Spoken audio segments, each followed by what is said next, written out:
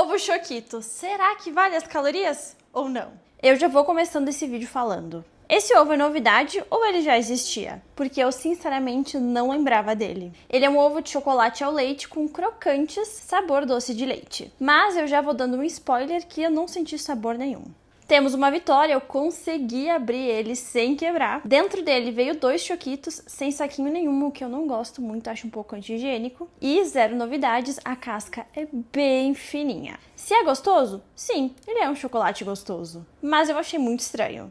Ele é gostoso, vale as calorias, mas eu não entendi porque não lembra nada choquito. É só um chocolate ao leite com flocos de arroz. Então... ficou estranho. Se você achou que acabou o vídeo, não acabou. Fiquem com os bastidores da live que os meus seguidores me trollaram e descobriram a minha maior fobia. Barata? Barata? Barata! Barata!